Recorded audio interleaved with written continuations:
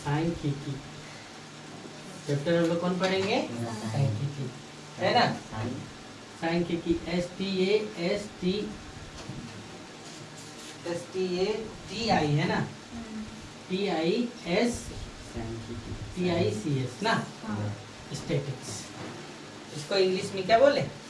Statics. सबसे पहले देखो सांख्यिकी की परिभाषा। सांख्यिकी वर्ड आया तो सांख्यिकी की परिभाषा क्या है?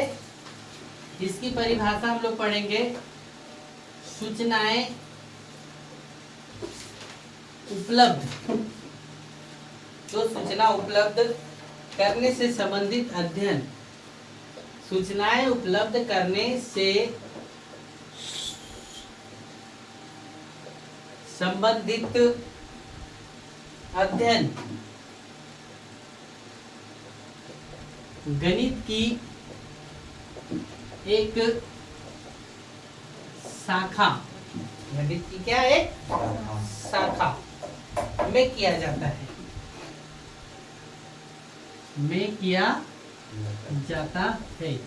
क्या कहलाता है? सांख्यिकी कहलाता है। जिस सब्जेक्ट में, जिस टॉपिक्स में हम लोग क्या करते हैं, जो डाटा प्राप्त हुआ, उस प्राप्त डाटा को क्या करते हैं? अध्ययन करते हैं। क्या कहलाता है? सांख्यिकी कहलाता है। समझ गए?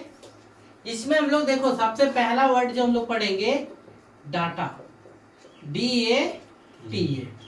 डाटा का हिंदी क्या होता है? आंकड़ा। क्या किए? आंकड़ा। जैसे इसको समझना, जैसे यहाँ पर हम लोग 20 लोग बैठे हुए हैं, उस 20 लोगों में से डाटा तैयार करना है कि किसका जन्म, कौन किसका उम्र ज्यादा है, किसका कम है। तो गए और पूछे तुमसे तुम्हारा उम्र कितना हुआ, तो आप बता दिए 15 साल, वो बताया 13 साल, ये बताया 18 साल। इस प्रकार से सब लोगों को क्या किया? प्राप्त किया गया। और प्राप्त करके तो उसको हम लोग क्या बोलते हैं? रो डाटा बोला जाता है। क्या बोला जाता है? रो डाटा। हम लोग गए और जाकर के प्राप्त करके हम लोग जो लिख करके आए, किसी का 15, किसी का 18, किसी का 17, किसी का 12, किसी का 11, किसी का 10, किसी का 8, इस प्रकार से जो डाटा प्राप्त हुआ, उस डाटा को क्या बोला गया? रो डाटा बोला गया, यानी कच्चा डाटा बोला गया। अब उस डाटा को हम क्या किए? बढ़ते क्रम में, जैसे सबसे कम कौन है? 11 था, और सबसे अधिक कौन है? 18। तो 11, 18 इस प्रकार से बढ़ते क्रम में सबको क्या कर दिए? सजा दिए। तो सजाने के बाद हम लोग क्या बोलते हैं? इसको पक्का आंकड़ा बोलते हैं, है ना? या इसको डाटा बोला जाता है। इसको क्या बोला जाता है? डाटा। देखो डाटा का क्या होता है? एक निश्चित उद्देश्य के लिए, इसका क्या होना चाहिए? एक निश्चित उद्देश्य के लिए, एक निश्चित उद्देश्य से के लिए एकत्रित किए गए, के लिए एकत्रित किए गए तथ्यों या अंकों, तथ्यों या अंकों, तथ्यों या अंकों को जो संख्यात्मक जो संख्यात्मक या अन्य रूप में होता है, या क्या होता है? अन्य रूप में होता है, क्या कहलाता है? आंकड़ा कहलाता है। क्या कहलाता है? आंकड़ा कहलाता है। समझ गए? इसमें और भी बहुत सारे टॉपिक्स हैं।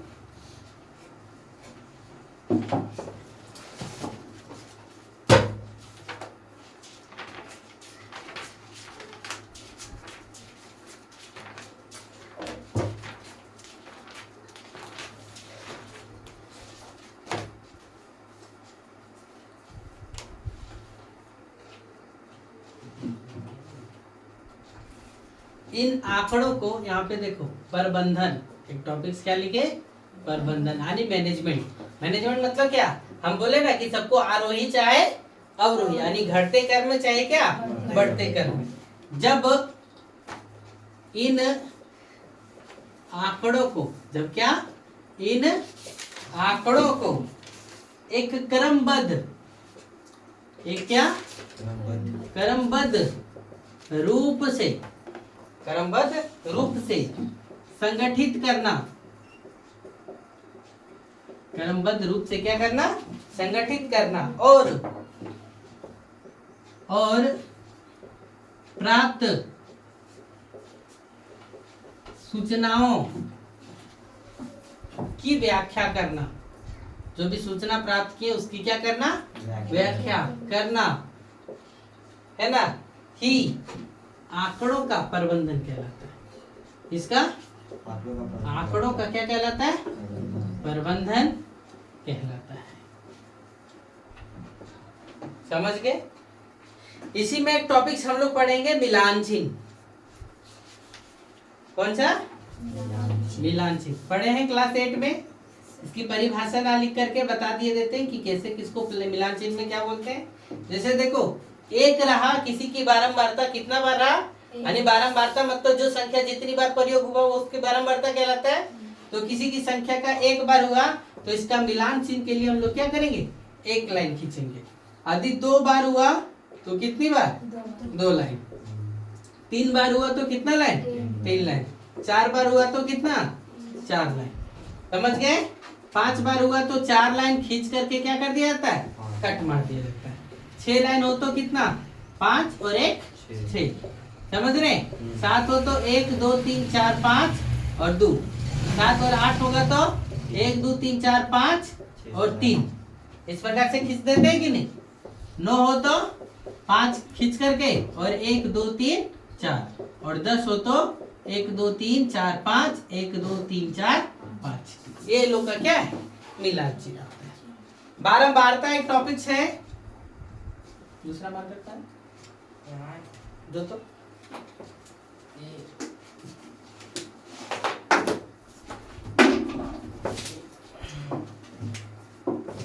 क्या लिखा, बारंबारता, है ना। जिस संख्या जितनी बार, जो संख्या क्या होता है, जितनी बार पर आता है, जितनी बार आता है वह उस संख्या का क्या कहलाता है, बारंबारता कहलाता है। एक परीक्षण किया गया और उस परीक्षण में ये क्या किया गया, 7 को देखा गया तो 10 बार आया, तो यानी 7 की बारंबारता कितना बार हो गया, 10 बार।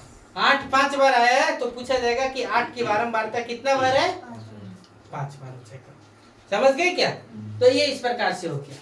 इसके बाद देखो, समझो इधर टॉपिक इसी में आएगा, परिसर। क्या आएगा, परिसर। जब हम आंकड़ा को क्या करेंगे, घटते और बढ़ते क्रम में लिख लेंगे, चाहे घटते या क्या बढ़ते क्रम में, तो उसी को लिखेंगे दिए गए क्या आंकड़ों, दिए गए आंकड़ों में सबसे छोटा और क्या सबसे बड़ा, दिए गए आंकड़ों में क्या सबसे छोटा तथा सबसे बड़ा प्रेक्षणों का अंतर क्या कहलाता है, परिसर कहलाता है। क्या कहलाता है, परिसर कहलाता है। यानी परिसर बराबर, परिसर को इंग्लिश में क्या बोलते हैं, रेंज। क्या बोलते हैं, रेंज। तो रेंज बराबर क्या होता है, उच्चतम परीक्षण, उच्चतम परीक्षण माइनस क्या, न्यूनतम परीक्षण, है ना। उच्चतम माइनस क्या लिख देंगे, न्यूनतम। ये आप लोग को समझ में आया है। इसके बाद देखो, वर्ग अंतराल देगा। टॉपिक्स आगे जब पढ़ाएंगे तो वर्ग अंतराल देगा और भी बहुत सारी चीज देखेंगे। तो हम वर्ग अंतराल में देखो आप लोग को हिंट कर देते हैं। वर्ग अंतराल में देखो क्या लिखा रहेगा, 0 से 5, तो ये वर्ग अंतराल हो गया। इसमें उच्च सीमा बोला जाएगा तो उच्च सीमा कितना बोलेंगे, 5, और निम्न सीमा बोला जाएगा तो निम्न सीमा कितना बोलेंगे, 0। समझ में आया है ना। इसी में टॉपिक्स आएगा, इस सब पहले पढ़ाया इसलिए जा रहा है ताकि जानकारी हो। वर्ग माप, तो वर्ग माप में 0 से 5 के बीच में जो वर्ग माप होगा उसके बीच में कितना का अंतर है, तो 5 में से 0 घटा देंगे तो कितना पता चलेगा 5। और ये वर्ग माप बराबर उच्चतम माइनस क्या उच्चतम न्यूनतम सीमा। तो 5 माइनस कितना 0 बराबर कितना 5।